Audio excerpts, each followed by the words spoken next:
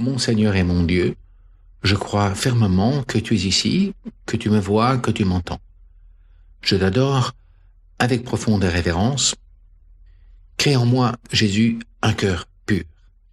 Je te demande le pardon de mes péchés et la grâce de faire avec profit ce moment de prière. Ma Mère Immaculée, Saint Joseph, mon Père et Seigneur, mon ange gardien, intercédez pour moi. Les disciples de Jean le Baptiste s'approchent de Jésus en disant « Pourquoi tes disciples ne jeûnent-ils pas, alors que nous et les pharisiens nous jeûnons ?»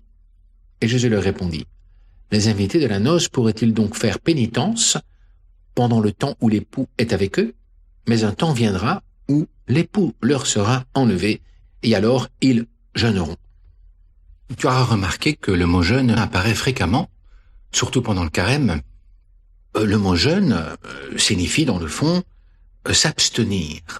Iejunare en latin, ça veut dire s'abstenir, faire abstinence de quelque chose qui nous plaît par exemple. Mais en fait, c'est un mot relativement peu employé en dehors du contexte religieux ou médical. Par contre, on emploie pratiquement tous les jours un mot dérivé. Déjeuner. Desayuno en espagnol, breakfast en anglais, qui signifie rompre le jeûne. Et du temps de Jésus, les Juifs faisaient abstinence de certains aliments et jeûnaient beaucoup. Jésus lui-même a fait une sorte de carême, un peu ce qu'on essaie de faire pendant ce carême, nous aussi. Il a jeûné et il a fait pénitence, il a prié pendant 40 jours au désert. Ce chiffre 40 dans la Bible exprime presque toujours une attente, une préparation, une purification pour quelque chose de magnifique qui vient à la fin. On parle par exemple des 40 années des Juifs lors de l'Exode dans le désert pour arriver finalement dans la terre promise. Ou bien Marie qui, 40 jours après la naissance de Jésus, va présenter Jésus au temple. Et Jésus va rester, après sa résurrection, 40 jours avant de monter vers son Père lors de l'ascension. Et nous faisons des quarantaines maintenant pendant le temps de Covid, en espérant que tout cela aille beaucoup mieux par l'après. Mais je pourrais te demander, qu'est-ce qui nous attend à la fin du carême? La fête de Pâques, bien entendu. Mais il faut la mériter, cette fête de Pâques. On peut s'abstenir de chocolat, de cacahuètes et de tout ce que tu veux. Mais je crois qu'aujourd'hui, on pourrait faire abstinence de beaucoup d'autres choses. Comme par exemple, abstinence du téléphone portable, de lecture, de visionnage de films, Bon, vous allez me dire, mais avec le Covid, on a déjà pas mal d'abstinence dans beaucoup de choses. On s'abstient d'aller au cinéma, on s'abstient de sortir avec les amis, on s'abstient d'aller boire avec les copains des bières au café, de partir en vacances de ski. On s'abstient de beaucoup de choses déjà. Oui, d'accord. Mais il y a une chose dont il faut surtout s'abstenir. En fond, il faudrait aussi s'abstenir de péché. Quand on nous parle de jeûner, de jeûne ou de pénitence, ou d'abstinence, on nous invite ici surtout à faire des œuvres de miséricorde aussi, à nous abstenir de l'utilisation de biens qui vont contre notre rapport avec Dieu et qui nous desservent dans le fond et nous font du mal à la longue. S'abstenir de péché, s'abstenir de faire du mal, s'abstenir de notre plaisir personnel, égoïste, de notre orgueil. Oui, mais aussi s'abstenir de l'usage indigne des choses qui sont bonnes, mais qui pourrait, par l'abus ou par le fait que nous nous habituons trop à elles, aveugler notre âme. Il s'agit donc de traiter dignement Dieu comme créateur, comme mon sauveur, comme celui qui me donne tout, dans le fond. Et de traiter aussi les autres créatures et les biens et la planète, la Terre, dignement, avec un respect, avec un certain amour. Et c'est pour ça que l'utilisation de tous ces biens doit pouvoir nous rapprocher de Dieu. Pourquoi sommes-nous sur terre sinon pour nous rapprocher de Dieu, pour connaître Jésus? Jésus, tu as fait aussi un carême sur terre. De conditions divines, tu n'as pas retenu jalousement le rang qui t'égalait à Dieu. Mais tu t'es anéanti toi-même, en prenant la condition d'un esclave, en devenant semblable à nous les hommes. Étant comme un homme, tu t'es humilié jusqu'à la mort, et la mort sur la croix. Aussi, Dieu ton Père t'a exalté pour que tous, au nom de Jésus, s'agenouillent et que toute langue te proclame Jésus comme le Seigneur, à la gloire de Dieu le Père. Tu as fait une abstinence de tous les biens célestes et la jouissance céleste que tu avais avec ton Père. Et tout ça, tu l'as fait par amour pour nous. Merci Jésus. Toi qui nous as dit que pour te suivre, il fallait savoir renoncer à nous-mêmes. Ça me rappelle une histoire de Saint Hubert. Ce Français, qui vivait au 7e siècle, aimait beaucoup venir par nos contrées ici en Belgique pour chasser le cerf. La légende nous dit que sa passion était si grande qu'il négligeait ses devoirs de noble, mais aussi ses devoirs religieux. Le vendredi saint, au lieu de faire pénitence et d'aller aux offices, Hubert partit à cheval à la chasse, dès les premières heures de l'aurore, dans la grande forêt ardennaise. Et tout à coup, un cerf d'Icor, entièrement blanc, d'une taille franchement énorme, bondit de derrière lui et s'élança devant lui à toute allure. Et il monta son cheval et poursuivit le cerf au galop. Mais le cerf ne se fatiguait pas.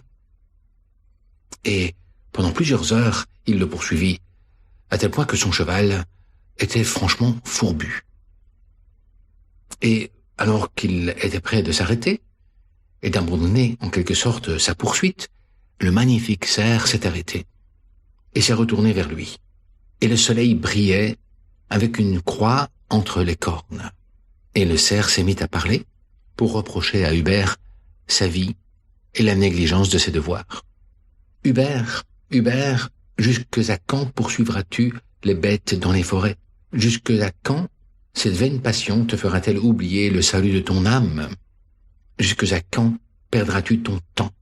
Convertis-toi, fais pénitence et va trouver Lambert, l'évêque de Maastricht. » Et Hubert est allé voir Lambert. Après un certain temps, Hubert est même devenu l'évêque de Liège. Saint José Maria nous dit « Tirons la leçon de l'attitude de Jésus. Durant sa vie sur la terre, il a refusé la gloire qui lui revenait, car lui, qui avait le droit d'être traité comme Dieu, a assumé l'apparence d'un serviteur, d'un esclave. Il est venu non pas pour être servi, mais pour servir. Quel exemple pour nous, spécialement pour notre carême. Faisons le jeûne de nous-mêmes, de nos intérêts personnels, et regardons un peu les autres autour de nous et le bien que nous pouvons faire, que nous pouvons apporter aux autres dans un esprit de service. Avec les œuvres de miséricorde, nous en avons 14 reprises dans l'abrégé du catéchisme, et ça vaut la peine de les relire peut-être pour nous aider pendant ce carême. Il y a 7 œuvres de miséricorde corporelle et 7 œuvres de miséricorde spirituelle. Les 7 œuvres de miséricorde corporelle sont donner à manger à ceux qui ont faim, donner à boire à ceux qui ont soif, vêtir ceux qui sont nus, loger les pèlerins, visiter les malades, visiter les prisonniers et ensevelir les morts. Et les 7 œuvres de miséricorde spirituelle sont conseiller ceux qui doutent, enseigner ceux qui sont ignorants, réprimander les pécheurs, consoler les affligés, pardonner les offenses, supporter patiemment les personnes importunes et prier Dieu pour les vivants et pour les morts. Toutes ces œuvres de miséricorde, si nous les pratiquons, rendent présent le Christ auprès des autres aujourd'hui. Grâce à notre action, le Christ agit à travers cela et l'Esprit Saint agit également. Nous faisons de l'apostolat directement, mus par l'Esprit Saint, envoyé par le Christ, en vivant bien ces œuvres de miséricorde. Essayons de les mettre en pratique et Jésus nous le revaudra. Demandons à Marie, notre mère, qui elle-même exerce sa miséricorde depuis le ciel et qui, elle aussi, a vécu sur terre, comme son Fils, sans chercher des privilèges. Elle n'avait pas péché. Elle ne méritait pas la souffrance, et pourtant elle a accepté les souffrances, et elle les a offertes, spécialement quand elle a vu son Fils mourir sur la croix. En fait, elle s'est déclarée elle-même l'esclave du Seigneur, prête à servir. Et encore maintenant, et remercions-la, spécialement pendant ce temps. Pensons également à Joseph, son mari, qui lui aussi s'est mis totalement au service du Fils de Dieu venu sur terre. Demandons-leur de nous aider à suivre ce chemin d'un exemple de personnes qui sont prêtes à se sacrifier pour les autres et pour la gloire de Dieu. Je te remercie, mon Dieu, des bonnes résolutions, des actes d'amour et des inspirations que tu m'as communiquées dans cette méditation. Je te demande de m'aider à les mettre en pratique. Ma Mère Immaculée, Saint Joseph, mon Père et Seigneur, mon ange gardien, intercédez pour moi.